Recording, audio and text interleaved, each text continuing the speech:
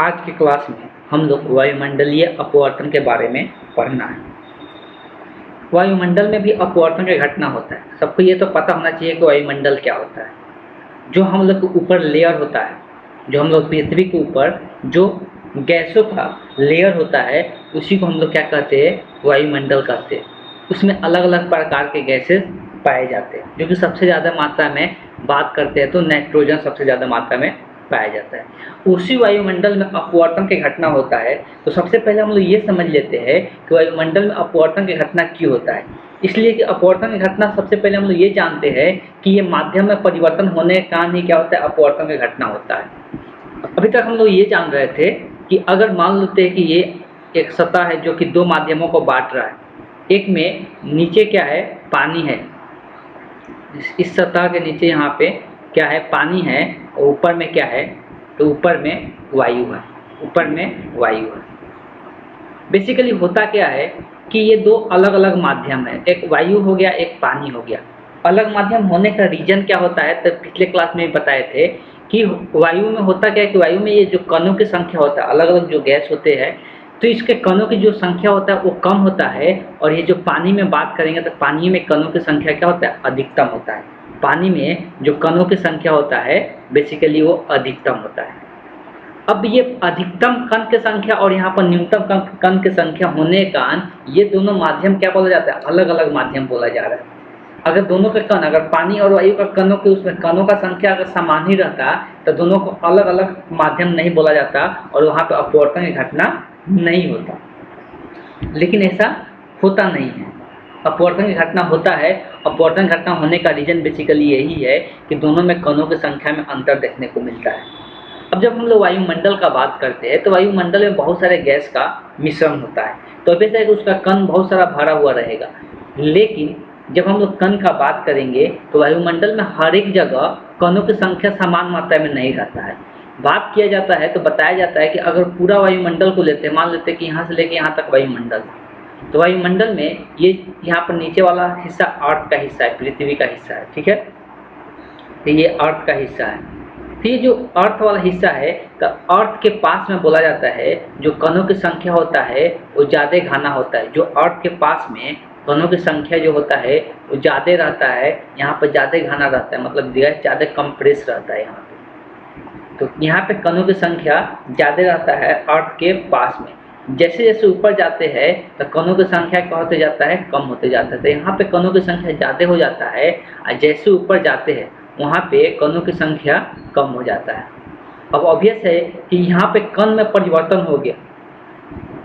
कण में परिवर्तन होने के कारण ये अलग माध्यम बन गया और ये अलग माध्यम बन गया। तो यहाँ पर दो माध्यमों का निर्माण हो जाता है, जिसके कारण जो प्रकाश की किरण आता है ऊपर से, उसमें जब यहाँ पर इस माध्यम से दूसरे माध्यम में एंटर करता है तो माध्यम बदलने के कारण क्या होता है, वहाँ पर प्रकाश का अपवर्तन की घटना घट जाता है। उसी को क्या कहते हैं हम लोग, वायुमंडलीय अपवर्तन के नाम से जानते हैं।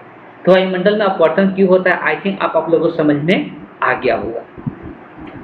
सिंपल लॉजिक है कि वायुमंडल में जितना भी कण होते हैं हर एक जगह कणों की मात्रा समान नहीं होते, हर एक जगह कणों की मात्रा। अब ये जरूरी नहीं है कि हमेशा ये फिक्स रहे, हो सकता है कभी यहाँ पे ज़्यादा हो जाए, कभी यहाँ पे कम हो जाए, कभी इधर ज़्यादा हो जाए, कभी इधर कम हो जाए। तो ये फिक्स नहीं रहता है, इसका कणों की मात्रा में परिवर्तन होते रहता है। तो ये माध्यम में भी परिवर्तन होते रहता है। ये माध्यम में परिवर्तन होने के कारण ही अपवर्तन की घटना होते रहता है और ये फिक्स अपवर्तन नहीं होता है। इस बात को ध्यान में रखना है, ये फिक्स अपवर्तन नहीं होता है। अब हम लोग को बोला जाता है कि पहले वायुमंडलीय अपवर्तन का बात करेंगे, तारों का टिमटिमाना हम लोग को दिखाई देता है। टिमटिमाना का मतलब क्या होता है, टिमटिमाना का मतलब होता है कि तारे हमेशा क्या होता है, झिकझक करते रहता है, मतलब हमेशा एक जगह नहीं दिखता है। कभी थोड़ा सा स्थान में हमेशा उसका परिवर्तन, जैसे कि मान लो कभी यहाँ दिखा तारा है तो यही तारा थोड़ा सा इधर कभी दिख जाएगा, कभी इधर दिख जाएगा, कभी इधर दिख जाएगा, कभी इधर दिख जाएगा। तो इस तरह से ये क्या होता है, इधर उधर दिखते रहता है, एक जगह फिक्स नहीं दिखता है। इसी को हम लोग क्या कहते हैं, तारों का टिमटिमाना के नाम से जानते हैं। बात समझ में आ गया। जब हम लोग आसमान में तारों को देखते हैं तो एक जगह निश्चित एक जगह नहीं रहता है, वो थोड़ा सा अपने क्या होता है, कभी लगता है कि थोड़ा सा इधर आ गया, कभी लगता है थोड़ा सा इधर आ गया, कभी लगता है थोड़ा सा इधर आ गया, कभी लगता है थोड़ा इधर आ गया। तो इस तरह से लगता है कि इधर से उधर होते रह रहा है। तो इसी को कहते हैं हम लोग तारों का टिमटिमाना। अब ये ऐसा क्यों होता है? तो सिंपल लॉजिक है, वायुमंडलीय अपवर्तन के कारण ऐसा होता है। ऐसा क्यों होता है? तो वायुमंडलीय अपवर्तन के कारण होता है, और ये हम लोग 10th क्लास में भी पढ़ चुके हैं। अब यही कारण होता है कि जब प्रकाश का अपवर्तन की घटना होता है तो एक फिक्स जगह से नहीं होता है, कि बता रहे हैं ना। अभी मान लो कि यहाँ पे आया पर कोई प्रकाश किरण यहाँ पे आकर टकराया, यहाँ से अपवर्तन होगा, ऐसे मुड़ जाएगा। हो सकता है कि मुड़े का जैसे इसका तारा यहाँ था तो दिखाई इधर कहीं पर देगा, ठीक है, तारा यहाँ था दिखाई यहाँ पे देगा, लेकिन हो सकता है कि ये माध्यम में परिवर्तन हो जाए। अब यहाँ तक मान लो कि यहाँ तक ये वाला पूरा हिस्सा क्या हो गया, विरल माध्यम हो गया, ये वाला हिस्सा सघन माध्यम हो गया। तो जो यहाँ से अपवर्तन की घटना हो रहा था अब यहाँ से नहीं होके अब यहाँ से होगा, जिस कारण से इसका अपवर्तन थोड़ा सा अब दूसरी जगह दिखने लगेगा। तो ये हमेशा टाइम टू टाइम तुरंत चेंज होते रहता है, इसीलिए तारा कैसा दिखता है, तारा टिमटिमाते हुए नजर आता है, ठीक। और इसको यहाँ से लिखने की जरूरत नहीं है, इसलिए कि इसमें बहुत सारे थ्योरी इसमें दिया हुआ है, इसको हम लोग ऐसे ही पढ़ के निकलेंगे, ज़्यादा इंपॉर्टेंट भी नहीं है, ठीक है। तो बात समझ में आ गया कि तारा टिमटिमाते हुए क्यों नजर आता है। दूसरा वायुमंडलीय अपवर्तन कहाँ पे देखने को मिलता है? सूर्योदय और सूर्यास्त के समय दिखता है। कहाँ पे दिखता है? तो सूर्योदय और सूर्यास्त के समय तारा का टिमटिमाना हम लोग को दिखाई देता है। सूर्योदय का मतलब होता है कि सूरज का निकलना, सूर्यास्त का मतलब होता है सूरज का डूबना, ठीक है। तो सूर्योदय मतलब सूरज का निकलना, जब सुबह सुबह सूर्य निकलता है तो उसको हम लोग सूर्योदय कहते हैं, और जब शाम में सूर्य डूबता है तो उसको हम लोग सूर्यास्त के नाम से जानते हैं। लेकिन वो हम लोग को आभासी समय दिखता है। अब ये आभासी समय का मतलब क्या है? तो कहने का मतलब जब हम लोग को सूर्य दिखाई भी नहीं देना चाहिए, वो उसी समय कुछ देर पहले ही हम लोग को सूर्य दिखाई देना शुरू कर देता है। और सूर्य क्या होता है, जब सूर्य हम लोग को डूबने के समय पहले ही डूब जाना चाहिए, लेकिन हम लोग को बाद तक दिखाई देते रहता है, तो यही होता है सूर्योदय सूर्यास्त। तो मतलब समय के पहले ही सूर्योदय हो जाता है और समय के बाद सूर्यास्त होता है। कहने का मतलब सूर्यास्त अगर मान लो कि अभी 6:30 में हो जाना चाहिए था, मतलब उसके बाद ये सूर्य दिखाई नहीं देना चाहिए था, लेकिन फिर भी हमको यहाँ पर 6:45 तक दिखाई दे रहा है, मतलब हम लोग को ज़्यादा समय तक ये क्या हो रहा है, दिखाई दे रहा है। तो सूर्यास्त भी बाद में होता है, सूर्यास्त भी लेट से हम लोग को दिखाई देता है, और सूर्योदय क्या होता है, पहले दिखाई दे देता है। अब ये किस कारण से हो पाता है? तो यहाँ पर भी प्रकाश के अपवर्तन के कारण ही ऐसा होता है। अब ये कैसे होता है, तो यहाँ पर डायग्राम से समझ सकते हैं। मान लो कि अभी सूर्य यहाँ पे है, ऑब्वियस है कि जब सूर्य यहाँ पे रहेगा, अगर हम यहाँ आँख से देखेंगे तो इसके सूर्य के प्रकाश की किरण जो होगा वो सीधे इस तरह से निकल जाएगा और मेरे आंखों तक नहीं पड़ेगा, और ये पृथ्वी से होते हुए बाहर निकल जाएगा। तो ऑब्वियस है कि जब यहाँ रहेगा तो ये दिखाई नहीं देना चाहिए सूर्य, लेकिन जब यहाँ पर ही रहता है तो सूर्य क्या हो जाता है, दिखाई देने लगता है। सूर्य क्या हो जाता है, दिखाई देने लगता है। अब ये किस कारण से होता है? तो जब सूर्य की किरण इस तरह से जाता है तो माध्यम में हमेशा अब एक ही जगह पर अपवर्तन की घटना नहीं होता है। हर एक जगह कहीं पर कण ज़्यादा है, कहीं पर कण कम है, कहीं पर कण ज़्यादा है, ऊपर में कणों की संख्या कम होता है, नीचे में ज़्यादा हो जाता है, तो हमेशा क्या होता है, लंबवत की ओर मुड़ते जाता है। तो ये ऐसे सीधा ना जाकर हमेशा से मुड़ते जाता है, और मुड़ के ऐसे क्या होता है, हमारे आंखों तक पहुँच जाता है। अब ये सूर्य के क्या हो रहा था, एक्चुअल में हमको क्या लगेगा कि ये प्रकाश की किरण जो है कहाँ से आ रहा है, तो अब जैसे इसको पीछे बढ़ाएंगे तो हम लोग को नजर आएगा कि प्रकाश की किरण यहाँ से आ रहा है। तो सूर्य एक्चुअल में रहेगा यहाँ पे, लेकिन हम लोग को सुबह सुबह सूर्य दिखाई कहाँ पे देगा, यहाँ पे। कहने का मतलब जब हम लोग को सूर्य दिखाई नहीं देना चाहिए था, उसी समय सूर्य क्या हो जाता है, दिखाई देने लगता है। तो ये प्रकाश के अपवर्तन के कारण ही हो पाते हैं। वैसे ही डूबने के समय भी होता है, जब सूर्य जब तक यहाँ तक रहता है, अब यहाँ पर दिखाई नहीं देना चाहिए था, फिर भी वो दिखाई देते रहता है, डूबने के समय भी ऐसे ही होता है। तो इसी को हम लोग कहते हैं कि क्या आता है, ये प्रकाश के अपवर्तन के कारण सूर्योदय सूर्यास्त आभासी हम लोग को दिखाई देता है। आभासी मतलब जब हम लोग को दिखाई नहीं देना चाहिए था उस समय भी दिखाई देता है, जो एक्चुअल में जहाँ पे होता है वहाँ पे हमको दिखाई नहीं देता, ये भी बोल सकते हैं, ठीक है। तो बात समझ में आ गया होगा कि ये प्रकाश का अपवर्तन का सूर्योदय सूर्यास्त क्या होता है, तो सूर्योदय पहले ही हो जाता है और सूर्यास्त बाद में होता है प्रकाश के अपवर्तन की घटना के कारण। और ये कितना देर पहले होता है, तो यहाँ पर लिखा भी है।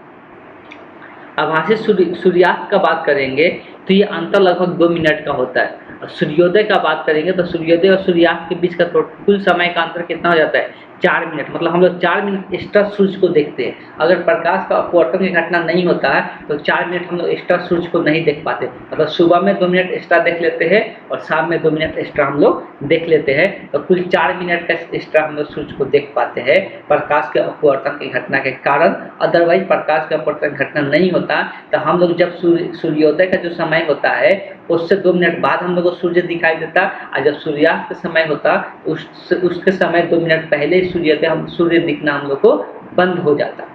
ठीक, तो अब हमको लगता है कि आप लोगों को समझ में आ गया होगा कि सूर्योदय और सूर्यास्त के समय में किस तरह से परिवर्तन आ जाता है।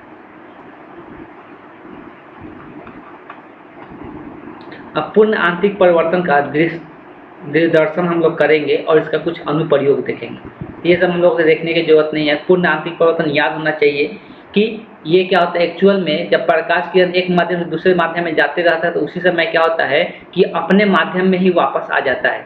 अपने माध्यम में इतना ज़्यादा ये परिवर्तन होता है। ये कब होता है? तो जब ये क्रिटिकल कोण से ज़्यादा पर रहता है तब। जब ये क्रिटिकल क्रांतिक कोण से ज़्यादा पर एंगल रहता है, आपतन कोण जो होता है वो क्रांतिक कोण से ज़्यादा जब हो जाता है तभी जाकर ऐसा घटना होता है कि ये अपने ही माध्यम में वापस आ जाता है। तो इसी को हम लोग क्या कह रहे थे?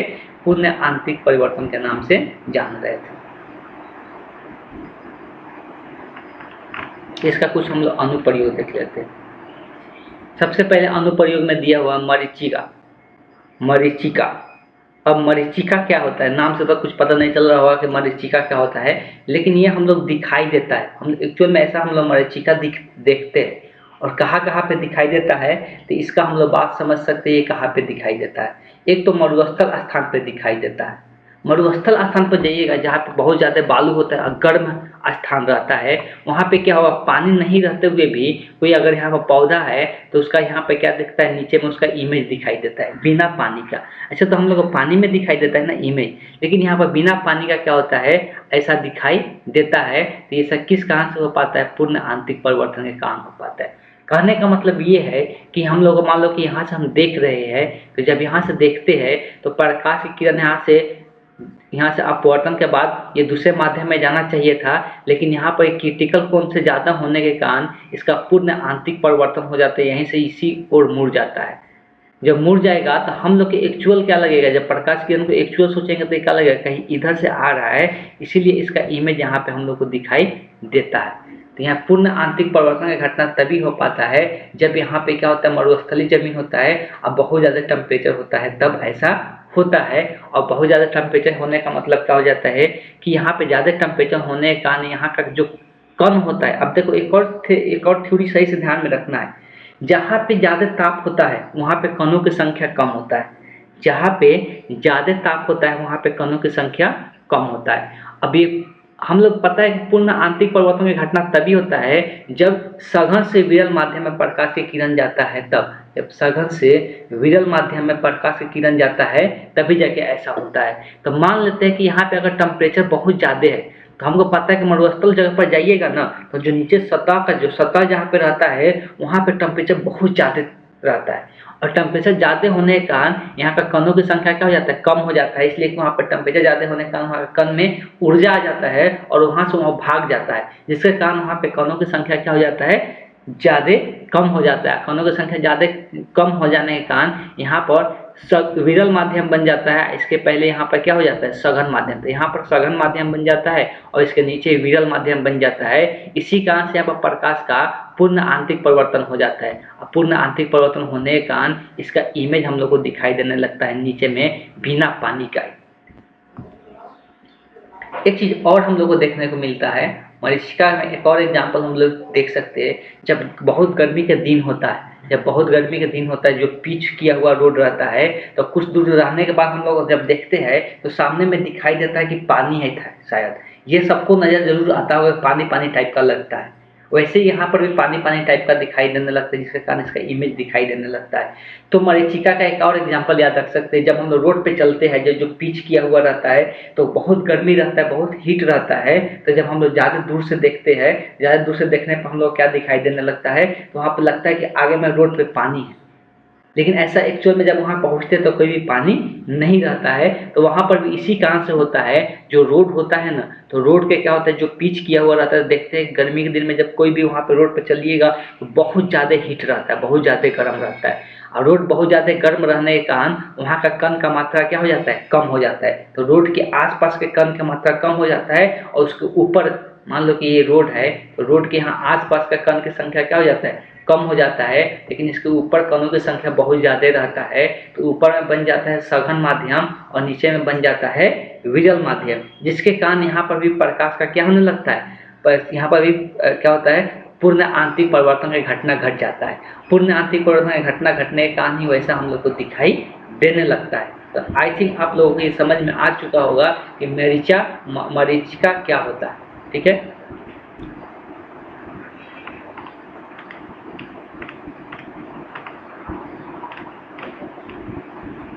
आगे प्रिज्म में दिया, प्रिज्म के अंदर भी पूर्ण आंतरिक परिवर्तन की घटना घटने देखने को मिलता है।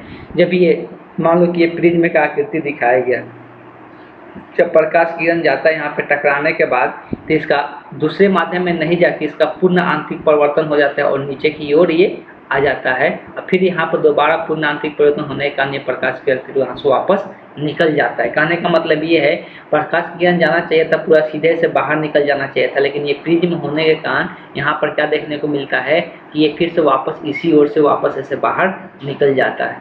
तो यहाँ पर एक पूर्ण आंतरिक परिवर्तन का घटना देखने को मिलता है एक प्रिज्म के अंदर भी। अब हीरा जो चमकते हुए दिखाई देता है, हीरा हम लोग कॉपी से चमकते हुए दिखाई देता है, तो हीरा चमकते हुए दिखाई देने का भी रीजन क्या है, वहाँ पर भी क्या होता है, तो हीरा में भी देखने को मिलता है, वहाँ पर पूर्ण आंतरिक परिवर्तन का घटना होता है, जिसके कारण हीरा चमकते हुए दिखाई देता है। जैसे कभी थोड़ा देर पहले बताए रोड वगैरह, तो वहाँ पर पूर्ण आंतरिक परिवर्तन घटना दिखाई देता है, जिससे रोड चमकता है, लगता है वहाँ पानी पानी भरा हुआ है। उसी प्रकार से हीरा में भी होता है, तो हीरा के अंदर भी क्या होता है, पूर्ण आंतरिक परिवर्तन घटना तो दिखाई देता है, इसीलिए वो चमकते रहता है।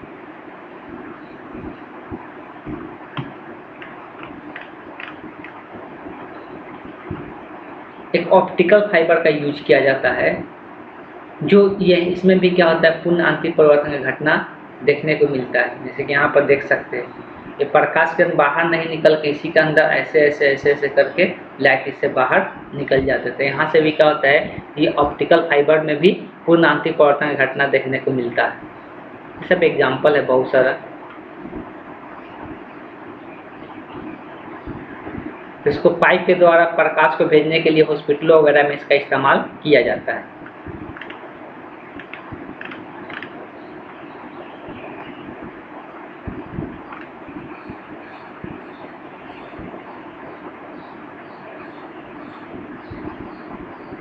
इस चैप्टर में हम लोग को यही था, बस सिर्फ ध्यान में रखना ये सबको लिखने की कोई ज़रूरत नहीं है। जितना भी एग्जाम्पल दिया हुआ है पूर्ण आंतरिक का अनुप्रयोग में जो भी दिया हुआ है, सब जितना चीज़ें बताए वो सब चीज़ें यहाँ पे ध्यान में रखना है। बाकी और इस चैप्टर में कुछ है नहीं, ये चैप्टर कंप्लीट हो चुका है। और यहाँ पर कुछ लिखने वाला था नहीं, इसलिए पहले ही बोल दिए कि इसमें लिखने की ज़रूरत नहीं है। इसलिए लिखेंगे तो इसमें पूरा लगता है कि पूरा भर कर लिखना पड़ जाएगा, उतना यहाँ पर हम लोग नोट्स बनाकर नहीं लिख सकते।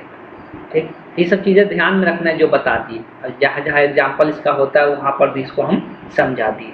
तो आज की क्लास ज़्यादा देर का हुआ नहीं, नेक्स्ट क्लास में हम लोग नेक्स्ट चैप्टर फिजिक्स का ही स्टार्ट करने वाले हैं। ठीक, तो पहले फिजिक्स का 1-2 चैप्टर और पढ़ लेते हैं, तब जाकर हम लोग केमिस्ट्री का चैप्टर स्टार्ट करेंगे। आज की क्लास ठीक है, तो आज की क्लास यहीं पर एंड करते हैं।